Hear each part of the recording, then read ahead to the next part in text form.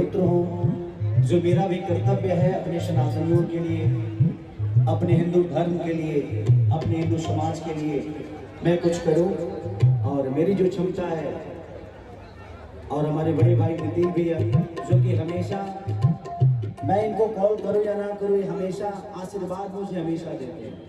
तो ये इनका प्यार है हम सबके प्रति, हम कलाकारों के प्रति, आज बाबा के प्रति जो स्नेह सब कलाकारों का है, पूरे हिंदुत्व का है, जो पूरे हिंदुस्तान का है। ये जहाँ जाते हैं वहाँ एक धाम हो जाता है। और मुझे ऐसा लगता है कि जो इनका संकल्प है, जिस दिन हम सबका संकल्प हो जाएगा हम एक हो जाएंगे। और हमें एक होने की जरूरत भी है कि हम अगर एक होंगे तो बहुत सारी चीज एक हो जाएगी। हमारी सोच एक होगी, हमारे सपने एक होंगे, और उसमें जब सपने एक हो जाते हैं पूरे परिवार का, तो मुझे लगता है उस परिवार को आगे बढ़ने से कोई रोक नहीं सकता। तो हमें सबको पहले एक होना बहुत जरूरी है। और अकेला चाना फाड़ नहीं पड़ता है, लेकिन हम सबका साथ रहा, हम सब एक होकर काम करें इस विषय पे, इस यात्रा पे, इस संकल्प पे। हम सबका संकल्प अगर यही हो जाए तो मुझे लगता है कि हम बहुत जल्दी अपने विजय से दूर नहीं आया।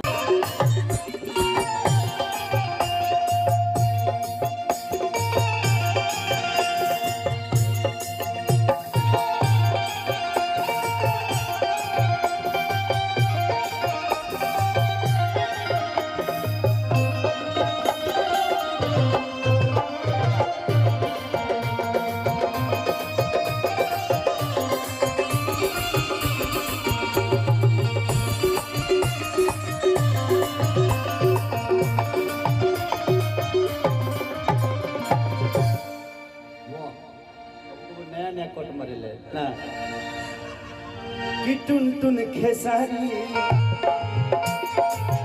आई दुआरी आया देखा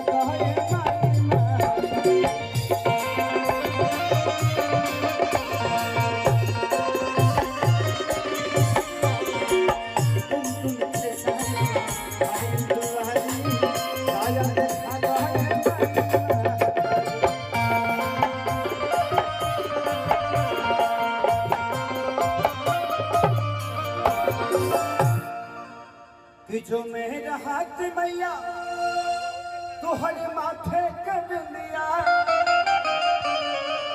कि जो मेरा हाथ मैया तुहरे माथे कर दिया, तो चमक उठा दे मैया।